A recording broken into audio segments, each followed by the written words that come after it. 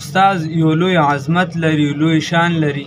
الله رب العزت دله یو لوی مقام ورکړی دی. نبی کریم صلی الله علیه وسلم په خپله فرمایي چې زه استاد رالیږلی شوی یم. نو د دې نه پته لګي زموږ لومبنی استاد یعنی پیشوا، رهنما، رهبر، مقتدا، پیر، شیخ دا نبی کریم صلی الله علیه وسلم. بیا تاسو ګورئ په معاشره کې چې کومه معاشره کې د استاد کردار څومره اهم وي. د استاد کردار هسې اهم دی چې هغې له څوک توجه ورکړي، د هغې خیال وساتي، د هغه کردار. نو بیا دغه معاشره دا پړواندې باندې دی چې دی پړواندې تکړې. لکه د عمر رضی الله تعالی عنه زمانې ته وګوره، باقاعده استادان یې ځای په ځای مقرر کړو او هغې دپاره د هغې خاص خیال ساتل، یا د هغې د تربیت خپله چې استاد به تربیت بچي ته څنګه ورکوي، په دې باندې ځان له مستقل کتابونه دي. نو استاد چې دی دا د ده یو لوی نسبت دی د آینده نسل سره. که استاد چېرته د ده یعنی استادي داسې وي چې دی د خپل شاګرد ته به حیث د زوی ګوري، یا په دغه معاشره کې د استاد ځانګړی حیثیت برقرار وي، نو بیا هو دغه معاشره هم ښه وي، آینده نسل هم ښه وي، مستقبل هم ښه وي.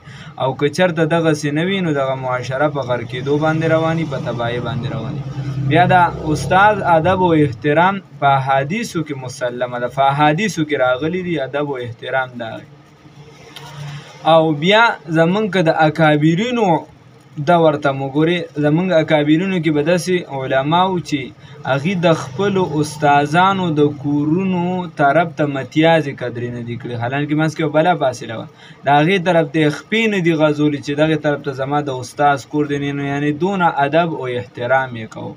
ادب او احترام دا د استاد لازمي دي. اوس چې کوم معاشره کې دغه وي نو بیا خو دغه معاشره پړواندې باندې ځي.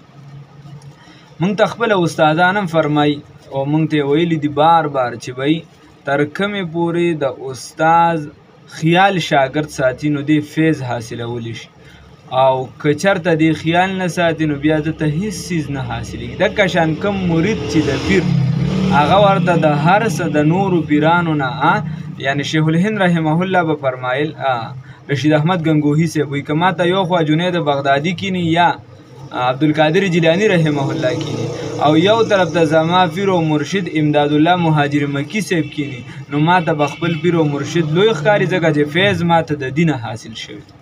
نو خبره دا ده چې عظمت د دې زمونږ اکابرینو ټول هم چې دی د هغې هم دغه طریقه وه، د استاد عظمت، د هغې د لویۍ، د هغې به خیال ساتي. بیا که چېرته دغسې نه وي او دې نه سپکاوي وشي، نو علما لیکي چې دین خو هسې هم لاړ. فتاوی عالمګیري لیکي که یو کس استاذ پسې مخ راواړو بد ردی وي یا یې څه ووي نو دین خو هسې هم لاړ، او د دنیا کې هم چې دی الله رب العزت د ده فکر که یو تیر عمل یې خراب شو، آینده عمل باره کې چې دی د ده شک دی چې دا به خدای قبول کړي که نه. نو الله رب العزت را له پوهه او سمج را نصیب کړي. موږ چې څومره د جدت طرف ته روان یو نو هغه په خوله خو ډېر څه وایو، خو که د استاد عزت برقرار دی نو په مدارسو کې خو څه ناڅه برقرار دی، خو بیا په عصري علومو کې، عصري ادارو کې هغې کې بالکل هغه حیثیت ختم شوی. حالانکې استاد که هغه چېرته د یونیورسټۍ دی، که د کالج دی، که د سکول دی، که د مدرسې دی، که د حفظ دی، که د ناظرې دی، که شیخ القرآن دی، که شیخ الحدیث دی، که هر څه دی، خو استاد دی. او که د جدت طرف ته ځو، مغرب کی طرف جاؤنگے تو ڈوب جاؤں گے، بس بیا به کیسه ختم ای، بیا به چې دی یعنی اس به پاتې نشي، یو بل باندې بلان او تان وي، بد ردی به وي، الزامات به وي او تباهي به وي. الله رب العزت دې موږ د دغې نه وساتي، د دې په ځای چې موږ د بل چا نه متاثره شو، چې د نبي کریم صلی الله علیه وسلم زندګۍ ته وګورو، د هغې تعلیماتو ته وګورو، اکابرو ته وګورو چې هغوی د دې په باره کې د استاد او د شاګرد په باره کې څه تعلیمات دي. الله رب العزت به پوهه او سمج را نصیب کړي. والسلام.